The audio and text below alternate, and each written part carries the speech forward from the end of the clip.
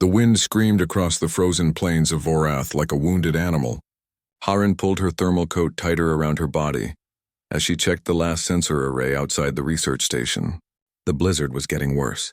She could barely see 3 meters in front of her face through the swirling white chaos.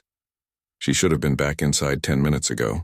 Taman would be worried, but something had caught her attention near the perimeter fence. Strange tracks in the snow, barely visible before the wind covered them again. Harin knelt down and brushed away the fresh powder. The prints were small, about the size of her palm. They dragged in places like whatever made them was struggling to walk. Her breath formed clouds in the frigid air as she frowned. The tracks led away from the station deeper into the wilderness. Every instinct told her to go back inside. Protocol said never venture beyond the safe zone during a blizzard. The temperature was dropping fast, already at -40 degrees. Even with her suit, she had maybe 30 minutes before the cold became dangerous. But those tracks bothered her. Something small was out there. Something struggling. Harin activated her comlink. Taman, I'm following something. Might be a few more minutes. Static crackled in her ear. Then her colleague's worried voice came through. Harin, the storm is getting worse. Get back here now. I know. Just a quick look, she heard him sigh. 5 minutes. Then I'm coming out there myself. Harin followed the tracks. They wove between ice formations and frozen rocks. Whoever made them was trying to find shelter, she realized. The pattern showed desperation. The wind had nearly erased the trail 3 times, but she kept finding it again. Then she saw it. A small bundle lay partially buried in a snowdrift. At first she thought it was just debris, but then the bundle moved. Just slightly. A weak tremor that almost stopped her heart. Harin ran forward and dropped to her knees. She brushed the snow away with her gloved hands. Her headlamp illuminated gray-blue fur covered in frost. A tiny face with a short snout. Closed eyes. 4 small limbs curled tight against a body no bigger than a house cat. Oh no, she whispered. She knew what this was. A Vrexian, one of the predator species that lived in the deep ice forests of Vorath. But this was an infant. A cub barely a few weeks old. Harin put her hand on its chest. The heartbeat was there, but faint and slow. The cub's body was cold, too cold. Even for a species adapted to frozen worlds, she didn't think. She just moved. Harin unzipped her thermal coat and carefully lifted the tiny creature. It weighed almost nothing. She pressed it against her own body and wrapped her coat around them both. The cub's frozen fur felt like ice against her thermal shirt. Hold on, she said. Just hold on. Harin stood up and started running back toward the station. The wind fought her with every step. Snow whipped across her face. Her legs burned from the effort. The cub remained limp and cold against her chest. Her comlink crackled. Harin, status. Coming back. I found something. Get the medical bay ready. What? What did you find? Just do it. The station lights appeared through the storm like a beacon. Harin stumbled toward them. Her fingers were going numb. Her face felt frozen. But she kept the cub pressed tight against her body, sharing what warmth she could. The airlock door opened and warm air rushed out. Taman stood there with a medical kit already in his hands. His eyes went wide when he saw what she carried. Is that a Vrexian cub? Help me! Harin rushed past him toward the medical bay. The small room held equipment designed for human injuries, but it would have to work. She laid the cub on the examination table. Under the bright lights, she could see it clearly now. The cub had gray-blue fur with darker stripes along its back. 4 legs with small claws, a face that looked almost wolf-like but with larger eyes. Its mouth was slightly open, showing tiny teeth. It wasn't moving. Temperature scan, Harin ordered. The station's medical AI responded immediately. Core body temperature, 21 degrees Celsius. Warning, critical hypothermia detected. Species Vrexian. Recommended action, contact Galactic Union Wildlife Services. No time for that, Harin said. She grabbed thermal blankets and wrapped them around the cub. We need to warm it up slowly. Too fast could cause shock. Taman moved to help her. Harin, you know the protocols. Vrexians are classified as dangerous. We're not supposed to interfere with their young. It's dying. It might already be dead. Then we'll know soon enough. Help me. He hesitated, then nodded. Together they worked to stabilize the small creature. Harin placed heating pads around its body, set to the lowest setting. She used a small tube to give it warm glucose solution, just drops at a time. Taman monitored its vital signs. Minutes passed like hours. The medical bay was silent except for the soft beeping of monitors. Then the cub twitched. Harin leaned closer. The tiny chest was moving more strongly now. The cub's eyes fluttered but didn't open. It made a sound barely audible, a soft chirp almost like a bird. "It's alive," Taman said softly. He sounded amazed. Harin felt something release in her chest. Relief flooded through her. She placed her hand gently on the cub's head. The fur was still cold but warming. Core temperature rising, the AI announced. 23 degrees. 24 degrees, stabilizing. The cub chirped again, louder this time. Its small paws moved, reaching for nothing. Harin carefully picked it up, cradling it in her arms. The cub instinctively pressed against her warmth. "You're safe now," she whispered. "I've got you." Taman ran a scanner over the cub. He frowned at the results. "Harin, look at this," she glanced at the screen. The scanner showed old injuries. Claw marks on the cub's back and shoulders. Not from a predator. The pattern was wrong. "These are from adult Vrexians," Taman said quietly. "It was attacked by its own kind." Harin's jaw tightened. She looked down at the small creature in her arms. It had opened its eyes now. They were dark blue, almost black, and they stared up at her with an intensity that seemed impossible for something so young. Why would they hurt their own cub? I don't know. Maybe it was sick or weak. Some species abandon offspring that won't survive. Taman paused. Harin, the medical AI, automatically logged this incident. The report went to Galactic Union records, so they'll want to know what we did with it. There are laws about interfering with protected species. Harin stroked the cub's head gently. It made a soft sound, almost like a purr. Then they can come ask me about it. Harin, look at it, Taman. Really look. This baby was abandoned in a blizzard to freeze to death. Something did this deliberately. Left it out there to die. Her voice was hard. I don't care what the laws say. I'm not letting it die while we wait for some bureaucrat to make a decision. Taman was quiet for a long moment. Then he smiled slightly. You know you're probably going to regret this. Probably. And you're doing it anyway. Yes. He nodded. All right. I'll set up a habitat space. The cargo bay should work. We can control the temperature there. Harin watched the cub as it slowly relaxed in her arms. Its eyes were closing again, but this time from drowsiness, not near death. The small body was warming. The heartbeat was stronger. She thought about the tracks in the snow. The desperate struggle to find shelter. How long had this tiny creature been out there alone? How had it survived even this long? And more importantly, why had its own family abandoned it? The questions would have to wait. Right now, what mattered was that the cub was alive. It was warm. It was safe. Harin carried it carefully as she followed Taman to the cargo bay. They set up a small heated area with soft materials for bedding. When she finally laid the cub down, it made a distressed sound and reached for her with its small paws. It's okay, she said softly. She sat down next to the makeshift bed and kept her hand on the cub. I'm not going anywhere. The cub seemed to understand. It settled down, keeping one tiny paw touching her hand. Within minutes, it was asleep. Taman brought her a blanket and a hot drink. You should rest, too. It's been a long day. I will. Just want to make sure it stays stable. He sat down nearby. What are you going to call it? Call it? If you're keeping it, it needs a name. Harin looked at the sleeping cub. So small, so fragile, but alive because she hadn't walked away. Suli, she said finally. It means pure in Old Korean, because this little one deserves a fresh start. Taman smiled. Suli, I like it. Outside, the blizzard continued to rage. But inside the research station in the warm cargo bay, a small Vrexian cub named Suli slept peacefully for the first time in her short life. And Harin kept watch, her hand resting gently on the soft gray fur, promising silently that no harm would come to this abandoned child ever again. 3 weeks passed like a dream.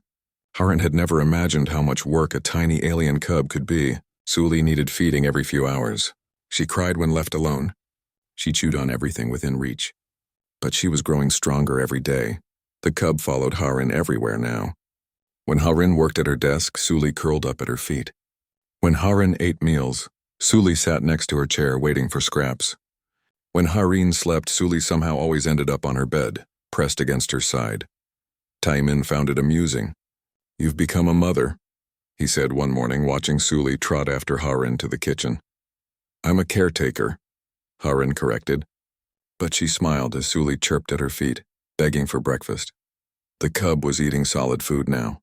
Raw meat mostly, though she seemed to like certain vegetables too. Her fur had grown thicker and shinier.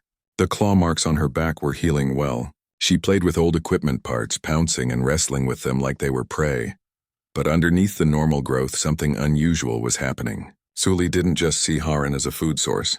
The cub had bonded with her. Completely. It went beyond simple attachment. Suli would become distressed if Haran left the room. She made specific sounds only for Haran. She brought her toys to Haran to inspect.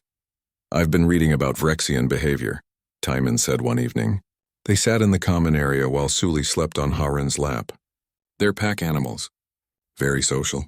Cubs normally bond with their entire family group, but Suli only has us." "Exactly. She's imprinted on you as her pack. Her family," he paused. "Haran, she thinks you're her mother."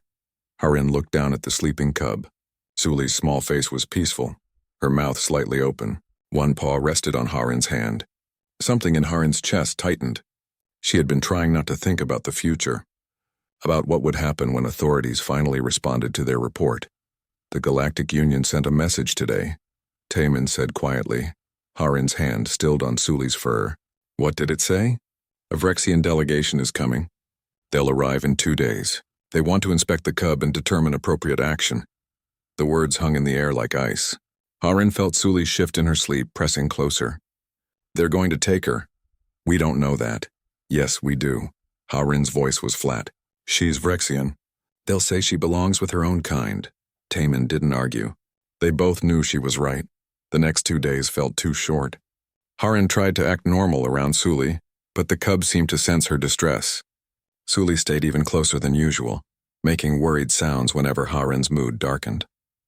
On the morning of the 3rd day, the ship arrived. Haran watched through the station windows as it landed. The vessel was huge, designed for a pack of Vrexians rather than a small crew. When the airlock opened, 4 figures emerged. 3 were Vrexians, adult ones. They stood nearly 2 meters tall on 4 powerful legs. Their bodies were covered in thick fur, gray and white with dark markings. They had broad shoulders, strong jaws, and eyes that seemed to evaluate everything.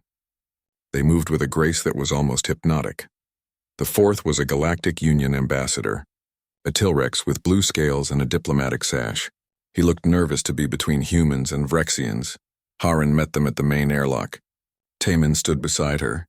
Suli was in the cargo bay, safely away from immediate confrontation. The cub had cried when Haran left her there. The largest Vrexian stepped forward. His fur was darker than the others, with scars across his snout and shoulders. When he spoke, his voice was deep and carried the growling accent of his species. "I am Dresk, pack leader." "You have one of ours," Haran stood her ground. "I have a cub that was abandoned in a blizzard. One that would have died if I hadn't found her." "Her?" One of the other Vrexians spoke. This one was female with lighter fur and sharp amber eyes. "The cub survived?" "Yes, she's healthy and growing well." The female Vrexian exchanged a look with Dresk. Something passed between them. Surprise, relief? Haran couldn't tell. The ambassador cleared his throat. "I am Krell. I'm here to mediate this situation. Under Galactic Union law, native species have rights to their offspring. However, there are provisions for abuse and abandonment." He looked at Dresk. "Perhaps we should see the cub?" Haran wanted to refuse, but she knew they had the legal authority. She nodded stiffly and led them to the cargo bay. Suli was playing with a synthetic ball when they entered. The moment she saw Haran, she bounded over, chirping happily. Then she saw the adult Vrexians and froze. The change was instant. Suli's ears flattened against her head. Her small body went rigid. She made a sound Haran had never heard before, a high-pitched whine of pure fear. Then Suli scrambled behind Haran's legs and wouldn't come out. Dresk stared at the cub. His expression was unreadable. "That is Suli," he said quietly. "My daughter." Haran felt her heart stop. "Your daughter?" "Yes, I am the one who carried her into the snow." His voice was flat, emotionless. "I am the one who left her there to die." The female Vrexian moved closer. "I am Vran, pack healer. May I examine her?" Haran's instinct was to refuse, but Suli peeked out from behind her legs, looking at Vren with wary curiosity. The healer moved slowly, lowering herself to seem less threatening. She made a soft sound, almost like the chirp Suli used. Suli hesitantly moved forward. Vren sniffed her carefully, then looked shocked. She's thriving. How is this possible? She was the smallest of the litter, the weakest. She shouldn't have survived even with care. She needed warmth and food and attention, Harin said coldly. Same as any infant. Dresk turned his heavy gaze to her. You do not understand our ways, human. Vrexian cubs must be strong. The weak ones die so that the strong ones have enough resources to survive. This is how we have endured for thousands of generations. That's barbaric. That is survival. His voice hardened. This world is harsh. Only the strong can protect the pack. Only the strong can hunt. Only the strong deserve to live. She is strong. Haren's voice rose. Look at her. She survived being abandoned. She survived temperatures that should have killed her. She's learning and growing every day. Your judgment was wrong. Dresk's eyes narrowed. You dare challenge pack law? I dare challenge any law that says a helpless infant should freeze to death. Vren stood up slowly. Pack leader, the human speaks truth. Suli has survived. By our oldest laws, survival proves worthiness. She survived because of human interference, Dresk growled. Not by her own strength. Does it matter? Harin stepped forward. Suli pressed against her legs but didn't run. She's alive. She's healthy. She has a chance now. Dresk was quiet for a long moment. His gaze moved between Harin and Suli. Something in his expression shifted. Pain, perhaps, or regret. My mate, he said quietly, died the day after we abandoned Suli. Grief took her. She could not bear what we had done even though it was necessary. He looked at his daughter. When I learned the cub had survived, I thought it was impossible. I thought the report was a mistake. Ambassador Krell stepped forward. Regardless of circumstances, Galactic Union law is clear. The cub must be returned to her species. No, Harin's voice was firm. You cannot keep her. She is not human. She's not going back to people who left her to die. Dresk made a sound like a sigh. The human is brave but foolish. Suli belongs with the pack. It is where she will learn our ways. Where she will find her place. Her place? Harin knelt down and Suli immediately climbed into her arms. Her place is with someone who loves her, who will protect her, who won't abandon her the moment she's inconvenient. Vren looked at Dresk. The cub has bonded with the human. Look at her behavior. Those are mate bond calls she makes. Pack family calls. She sees the human as mother. That is not natural, Dresk said, but his voice lacked conviction. Many things are not natural, Vren replied. Yet they exist, Taemin spoke up for the first time. What if there was a way to prove Harin's right to keep Suli? A traditional way? Everyone turned to look at him. He continued. Vrexians have trials, don't they? Challenges to prove worth?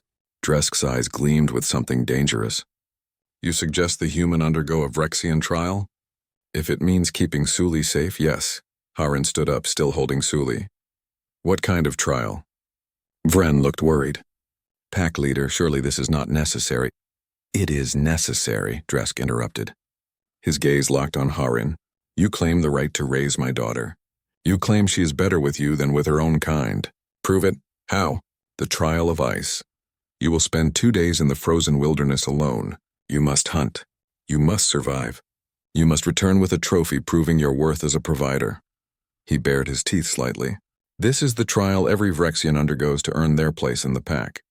Can you, human, do the same? Harin felt Suli trembling in her arms. The cub looked up at her with those dark eyes, trusting completely. Harin thought about the blizzard, the frozen waste, 2 days alone without help. She thought about losing Suli. When do we start? She asked. Dresk looked surprised. Just for a moment. Then his expression hardened. 3 days. You will have time to prepare. We will observe to ensure fairness. But understand this, human. Most Vrexians fail their first trial. Many die. You are not built for our world. I'll do whatever it takes, Ambassador Krell protested. This is highly irregular. Galactic Union cannot endorse. The human accepts the challenge. The transport arrived at dawn on the 3rd day. Harin stood at the airlock with her small pack of supplies. Just basic cold weather gear, a knife and a water container. Dresk had forbidden any advanced technology. No heating units. No communication devices. No weapons beyond the simple blade. Taemin had barely slept for 3 days, researching everything he could about surviving in Vorath's wilderness. He had shown Ha-Rin maps, taught her about edible ice plants, warned her about predators. But they both knew it might not be enough. Suli had cried all morning. The cub knew something was wrong. She clung to Ha-Rin, making desperate sounds. Ha-Rin had to pry her loose and hand her to Taemin before she left. The last thing she heard before the airlock closed was Suli's heartbroken wail. The transport flew for an hour, taking her deep into territory Ha-Rin had never seen. Frozen forests stretched endlessly below. Ice formations rose like crystal towers. Rivers of frozen water cut through valleys. It was beautiful and terrifying. Dresk sat across from her during the flight. Vren was there too, along with 2 other Vrexians Ha-Rin didn't know. They would observe from a distance but not interfere. Last chance to withdraw, Dresk said. His voice held no mockery, just simple statement of fact. No. You will likely die out there.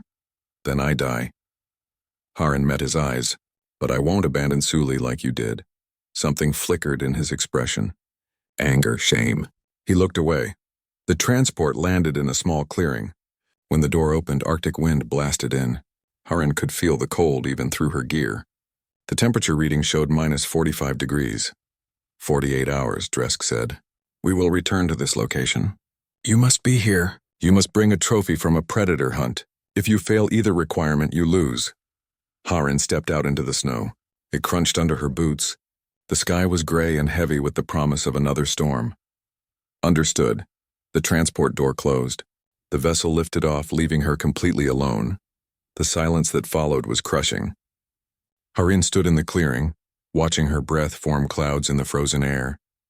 She had 48 hours, 2 days and nights. She could do this. She had to do this. Ha-Rin started walking. Taemin had shown her how to find shelter locations. The key was to look for ice formations with overhangs or caves. The forest provided some windbreak. She needed to find a good spot before nightfall. The snow was deep in places, reaching her knees. Each step took effort. Ha-Rin focused on her breathing, keeping it steady. Panic would burn energy she couldn't afford to waste. After 2 hours, she found a possibility. A cluster of ice formations created a natural hollow. Not a true cave, but enough to block the wind. Ha-Rin started to work. She had watched videos about igloo construction during preparation. The principle was simple, but the execution was hard. She cut blocks of compact snow using her knife. Each block had to be the right size and shape. She stacked them in a spiral, leaning inward. Her hands ached from the cold even through her gloves. Her back screamed from the repeated lifting. But slowly the shelter took shape. It took 5 hours to build. By the time Ha-Rin finished, the sky was darkening. She had created a small dome just big enough to lie down in. The entrance was low and faced away from the prevailing wind. Inside, she packed loose snow to insulate the walls. It wasn't pretty, but it would work. The temperature inside the shelter was slightly warmer than outside. Not warm, but enough. Ha-Rin ate some of her rations and drank water. She couldn't risk a fire. The smoke would attract predators, and she didn't have a safe way to ventilate. As night fell, the temperature dropped further. Ha-Rin curled up in her shelter, wrapped in her thermal blanket. The cold crept in from every direction. She could feel it in her bones.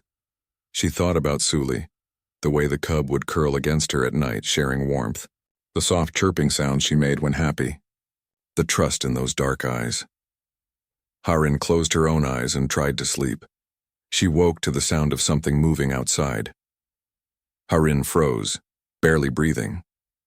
Through the entrance of her shelter, she could see movement. Something large. Multiple somethings. She heard growls.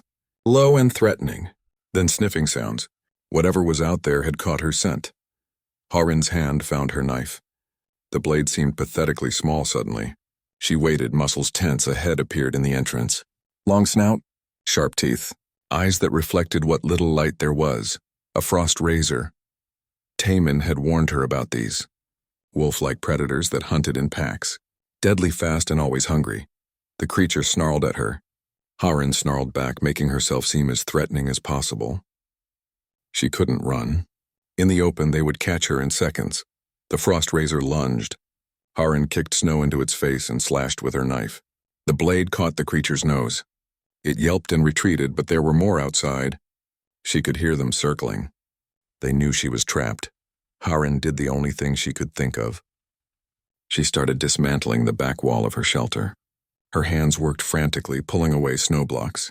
The frost razors were testing the entrance, getting bolder. She broke through and squeezed out the back.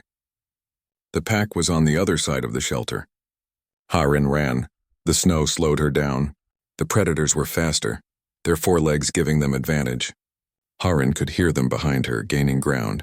She spotted an ice formation ahead, tall and narrow with a gap between two pillars. Harin sprinted for it. She squeezed through just as teeth snapped at her heels. The gap was too narrow for the frost razors. They howled in frustration, clawing at the ice. Harin found herself in a small space between ice walls. The frost razors couldn't reach her, but she was trapped. They settled down to wait. Hours passed. The cold was intense. Harin couldn't stay here forever. She would freeze before the predators gave up. She studied the ice walls around her. They were rough with good handholds. An idea formed. Harin started climbing. Her fingers screamed in protest. Her muscles shook from cold and exhaustion. But she forced herself upward, one hand at a time. The frost razors noticed. They jumped and snapped but couldn't reach her. Harin kept climbing. She reached the top of the formation. From up here she could see the frozen forest stretching in all directions. The dawn was breaking, painting everything in shades of blue and white. She could also see the frost razors below. 5 of them circling and waiting. Harin looked around. Not far away was another ice formation, and beyond that a frozen forest. If she could reach the trees, she might lose them. She jumped. The landing was rough. Harin hit hard and rolled, her pack cushioning some of the impact. Pain shot through her ankle, but she forced herself up and ran. The frost razors were after her immediately, but Harin had a head start now. She reached the tree line and dove into the forest. The frozen trees were packed close together. Harin used this, weaving between trunks too narrow for the predators to follow easily. She could hear them behind her, frustrated and angry. She found a hollow in a massive frozen tree and squeezed inside. The space was tiny and dark but safe. The frost razors sniffed around outside but eventually moved on to find easier prey. Harin stayed there for hours, waiting to be sure they were gone. Her ankle throbbed. Her hands were scraped and bleeding. Her thermal gear was torn in places, but she was alive. When she finally emerged, the day was half gone. Harin checked her supplies. She had lost her shelter. Her water was almost gone, and she still needed to hunt something for the trophy. She also needed a new shelter before night came again. Harin found a stream frozen solid. She broke through the ice and refilled her water. The cold liquid burned her throat, but she needed it. Then she started looking for shelter materials. This time she built something simpler, a lean-to structure against a fallen tree, packed with snow for insulation. It took less time but was less protected. It would have to be enough. As the second night approached, Harin set a trap. She had studied the area and found tracks from small prey animals. Using parts of her torn gear and some cordage from her pack, she rigged a simple snare. Then she waited. The night was colder than the first. Harin's shelter was barely adequate. She could feel hypothermia starting to set in. Her thinking became foggy. Her movements slow. She thought about Suli again. The cub was warm back at the station. Safe. Taemin would take care of her. But Suli would be confused. She would wonder where Harin went. She would wait and eventually stop waiting. That thought hurt worse than the cold. Harin forced herself to move, to do exercises in the tiny shelter, to keep her blood flowing. If she fell asleep now, she might not wake up. Dawn came eventually. Harin emerged from her shelter stiff and exhausted. Her trap had caught something. A small creature with white fur and sharp teeth. Not impressive, but it was dead, and that's what mattered. Harin looked at it for a long moment. This was her trophy, proof that she could provide, that she could survive. But looking at the small animal, she felt something twist inside her. This wasn't enough. The Vrexians would see this and laugh. A tiny catch that proved nothing except desperation. She needed something bigger. Harin reset her trap and started hunting actively. She tracked prints in the snow. She waited by frozen water sources. She watched the forest. Hours passed. The day was ending. Harin was running out of time. Then she saw it, a frost razor, not part of a pack. Recovery took a week. Harin spent the first 3 days barely conscious, her body fighting the damage from extreme cold exposure. The medical bay became her world. Vren worked alongside Taemin, treating frostbite and hypothermia with a combination of human and Vrexian medicine.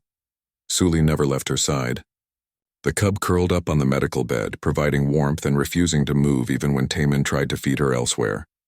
When Harin finally woke properly, Suli was pressed against her chest, those dark eyes watching her face with fierce intensity. "Hey, little one," Harin whispered. Her voice was rough from disuse. Suli made a sound between a chirp and a cry. She licked Harin's face frantically as if checking that she was real. Dresk visited daily, each time he stood at the doorway watching. He never came close to Suli.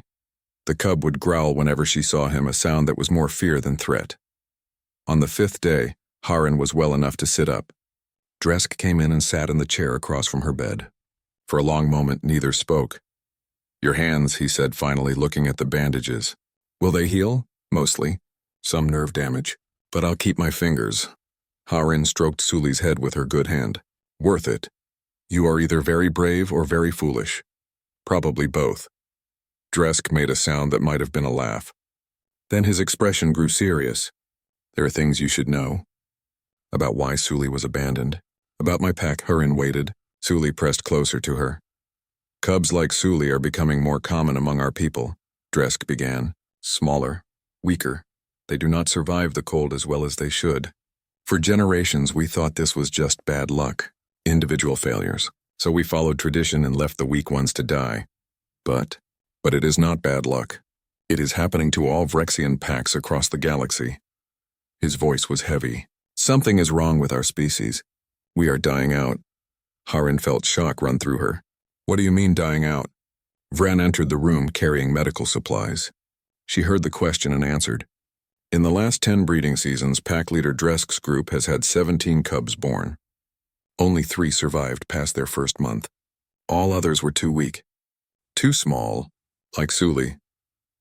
"That's terrible," Harin said quietly. "It is not just his pack," Vren continued. She began checking Harin's bandages.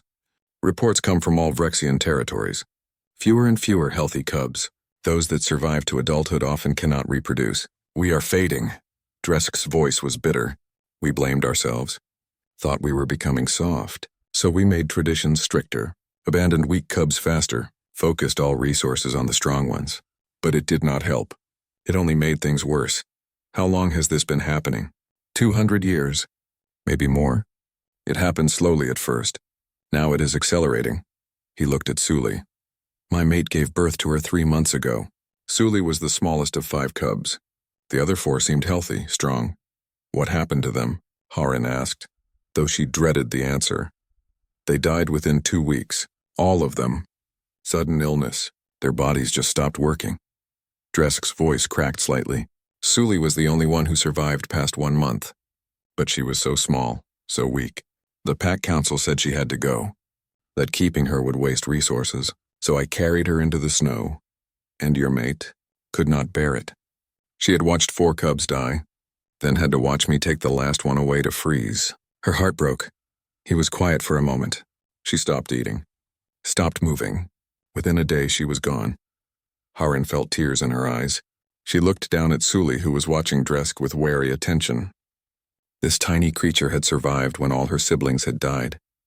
Had been abandoned because she was small. Had lost her mother to grief. "I'm sorry," Harin said softly. "Why?" Dresk asked. "You did not cause this. You saved her when I could not. You could have. You just followed tradition instead." "Yes." The word was heavy with regret. "I followed tradition. And it was wrong." Vren finished with the bandages. "Pack leader, you should tell her the rest." Dresk nodded slowly. "After you took the trial, I began investigating. I spoke with other pack leaders. Accessed old medical records. What I found disturbs me greatly." He stood and paced, his large form moving restlessly. "The pattern is clear. Cubs born weak like Suli are abandoned. But before they are abandoned, their genetic markers are different from healthy cubs. Galactic Union scientists studied this long ago. They determined that the weak cubs carry a mutation." "What kind of mutation?"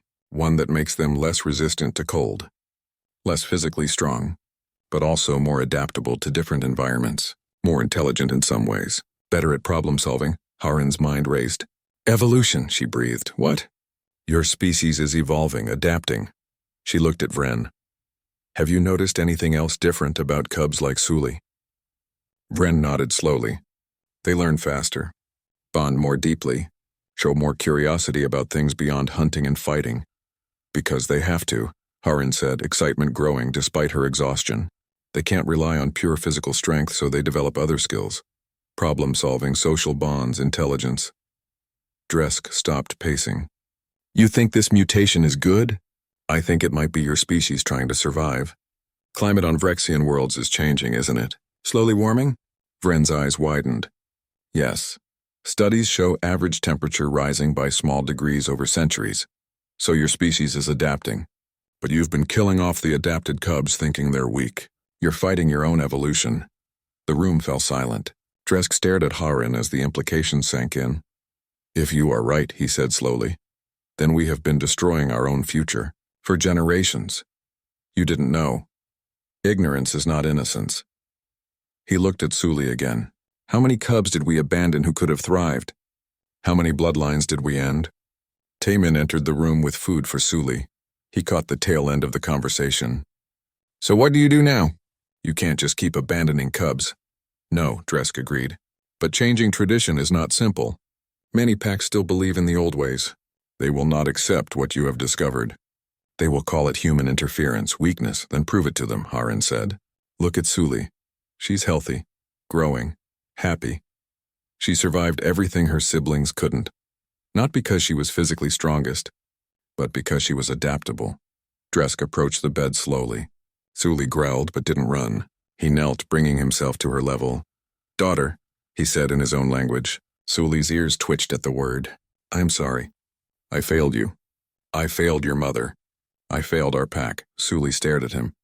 Harin could feel the cub trembling slightly, but she didn't hide. I cannot undo what I did, Dresk continued. But I can change what comes next.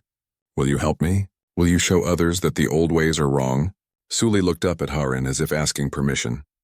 Harin nodded slightly. The cub turned back to Dresk and made a soft sound. Not quite forgiveness, but acknowledgement. Over the next 2 days, more Vrexians arrived at the research station. Dresk had called them. Other pack leaders, healers, scientists. Some came curious. Others came angry. A warrior named Threk was the angriest. He was larger than Dresk, scarred from many battles. He looked at Harin with open contempt. You would have us believe human lies, he growled at Dresk. That we should keep weak cubs? Let them drain our resources? I would have you look at evidence. Dresk replied calmly. Harin was well enough now to work in the lab. She had spent hours analyzing Suli's genetic markers and comparing them to data Vren provided from other cubs. The patterns were clear.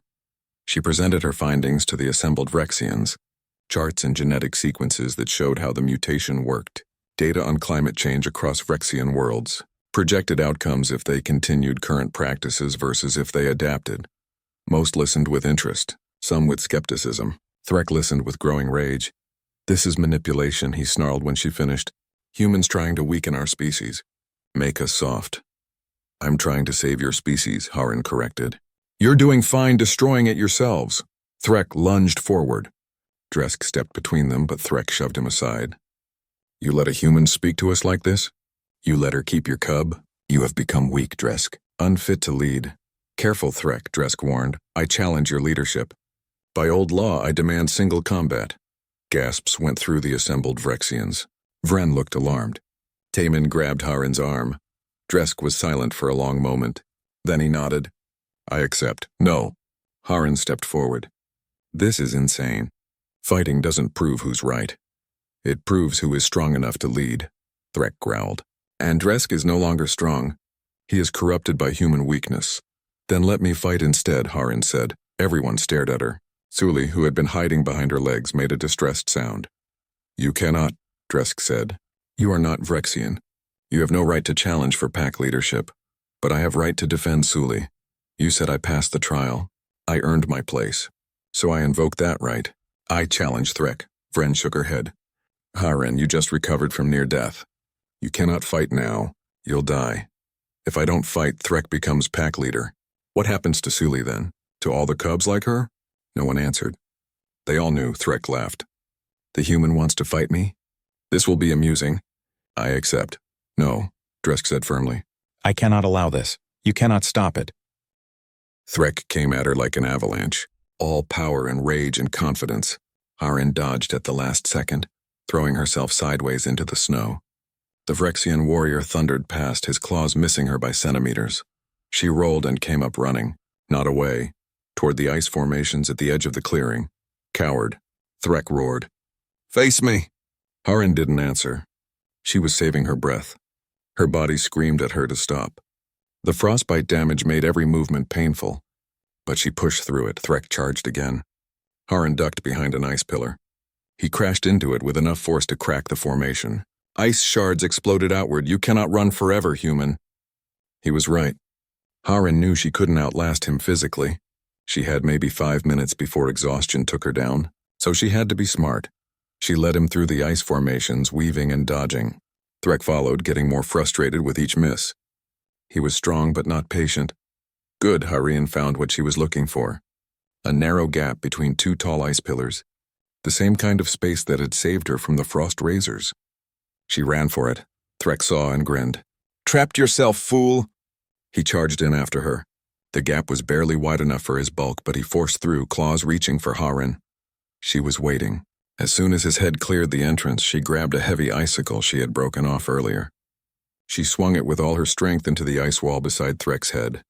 The impact shattered the icicle, but more importantly, it cracked the wall. The vibration traveled up the ice pillar. Harin had noticed it earlier. This formation was unstable, old, ready to collapse. She hit it again, and again. Threk realized what she was doing and tried to back out, but he was wedged in the narrow gap. The ice above began to groan. Harin squeezed past him and ran. Behind her, the ice pillar collapsed. Threk roared as tons of ice came down. The crash echoed across the clearing. When the dust settled, Threk was buried up to his shoulders. Not crushed, but completely trapped. Harin walked back to him slowly. Her hands were bleeding. Her body was shaking, but she stood over the trapped warrior and met his furious gaze. Yield, she said quietly. Never. Then you'll freeze here. The temperature is dropping. You can feel it. In a few hours, hypothermia will set in, even for a Vrexian. Threk thrashed but couldn't break free. The other Vrexians watching stayed back. By the rules, they couldn't interfere. You fight without honor, Threk snarled. I fight to win. There's a difference between honor and stupidity. Harin's voice was hard. You wanted to prove strength, fine. I proved that intelligence is strength. Strategy is strength. Survival is strength. You proved nothing but human trickery. Really? Harin gestured at the assembled crowd. Because I'm standing here and you're not. I weigh maybe a quarter of what you do. I just recovered from near death. I have no claws or fangs. But I won. How? Threk said nothing. His eyes blazed with rage. I won because I adapted. I used my environment. I thought ahead. Harin leaned closer. Just like Sully survived by adapting.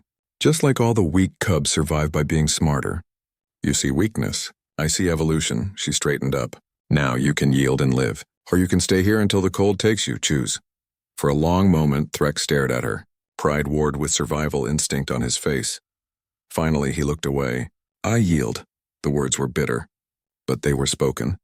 Dresk came forward with other Vrexians. They began carefully digging Threk out. It took an hour to free him. When he finally stood, he looked at Harin with something between respect and resentment. You are clever, human, but cleverness alone will not save a species in the cold. Maybe not, Harin agreed. But stupidity will definitely kill one. Threk growled but said nothing more.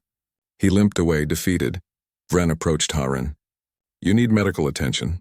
Your hands are bleeding again. Harin looked down. The healer was right. She hadn't noticed during the fight. Adrenaline was wearing off now. Everything hurt, but Sully was there, pressing against her legs and making worried sounds. Harin knelt and the cub climbed into her arms. I'm okay, Harin whispered. We're okay. Dresk stood before the assembled pack leaders. You have all witnessed this. A human, weakened and small by our standards, defeated our strongest warrior. Not through strength, through intelligence, adaptability. The same traits that cubs like Sully possess. One of the older pack leaders, a female named Gresha, stepped forward. What you suggest goes against everything we have believed for generations. Our beliefs are killing us, Dresk replied bluntly. Look at the numbers. How many packs here have lost more than half their cubs in recent years? Slowly, reluctantly, Most of the pack leaders raised their heads in acknowledgement. "We cannot continue this way," Dresk continued. "Change is not betrayal. It is survival." Another pack leader, younger than the others, spoke up. "What do you propose?" "A trial period. Suspend the abandonment practice. Work with human scientists to understand these mutations. Give cubs like Suli a chance to prove themselves." Gresha shook her head. "And if they drain our resources? If they cannot contribute to the pack? Then we adapt how packs function," Harin said. She was still holding Suli. "Not every member needs to be a hunter. Some can be teachers, healers, scientists, scouts. A pack is stronger with different skills, not just identical warriors. You speak of changing our entire culture. I speak of saving your species." The pack leaders talked among themselves. Arguments broke out. Some were convinced, others resistant. But something had shifted. Doubt had been planted in the old certainties. Finally, Gresha spoke again. "I have 3 cubs hidden in my den, all born weak. I could not bring myself to abandon them after my first 6 died in their first month. I have been feeding them in secret, shamed by my weakness." Other pack leaders looked shocked. Then another spoke. "I have 2, also hidden." "I have 1, another admitted. More voices joined. Nearly every pack represented had secret cubs. The abandoned ones they couldn't bear to kill. The weak ones they hoped might somehow survive. Vren looked at Dresk.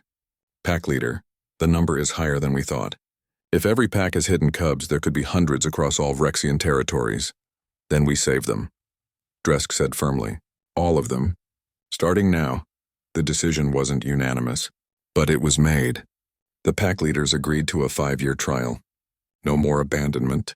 Full cooperation with research. Assessment of each cub's individual abilities rather than pure physical standards. Threk, still nursing his pride, watched from the sidelines. But even he didn't argue further. In the days that followed, the research station transformed. More Vrexians arrived, bringing their hidden cubs. Taemin helped set up additional habitats. Harin worked with Vren to establish medical protocols. Suli was no longer alone. She played with other cubs her size, learned pack behaviors from them, but every night she returned to Harin. That bond remained unbreakable. Harin watched from the observation window one evening. Dozens of Vrexian cubs were playing in the specially designed enclosure. Some were small like Suli. Others were bigger but showed the same genetic markers. All of them were alive, thriving. "You started something remarkable," Taemin said, standing beside her. "I just didn't want a baby to die. And in saving one, you might save a species." Harin smiled slightly. "Maybe. Or maybe I just gave them a fighting chance. Same thing I gave Suli." Dresk approached them. He had been spending more time at the station, working directly with the research team. "The Galactic Union is taking notice. Other species with declining populations are asking questions, wanting to know our methods." "It's not rocket science," Harin said. "Just basic compassion and willingness to question tradition. Harder than it sounds." Dresk looked at the playing cubs. "I watch Suli sometimes. She is so different from what I expected, curious about everything, quick to learn. She solves problems that warrior cubs would try to force through with strength. She's amazing." "Yes." He turned to Harin. "You gave her chances I did not. For that I will always carry shame, but also gratitude. She's your daughter. You can still have a relationship with her. If you want." "Does she want that?" Harin considered. Suli still showed fear around Dresk, but it was lessening. The cub watched him sometimes with curious eyes. "She might someday if you're patient." "I can be patient. I have learned much about patience from watching you." 6 months passed. The changes grew deeper. Young Vrexians began training in new roles. Some showed talent for medicine, others for teaching. A few demonstrated skills with technology that surprised everyone. The old ways hadn't disappeared. Warriors were still valued. Hunting was still taught. But now there was room for other paths too. Suli grew strong and healthy. She would never be as large as traditional warrior-class Vrexians, but she was fast, clever. She could solve spatial puzzles that left adult Vrexians confused. She learned human language faster than any other cub, and she was happy. That mattered most to Harin. One evening, Suli was playing with a complex toy that Taemin had built. It required pushing buttons in a specific sequence to open. Suli had been working on it for days. Dresk watched from nearby. He had been visiting more often, always respectful of Suli's space. Never pushing, Suli finally triggered the sequence. The toy opened, revealing a treat inside. She chirped with delight and looked immediately to Harin for approval. "Good job, baby," Harin praised.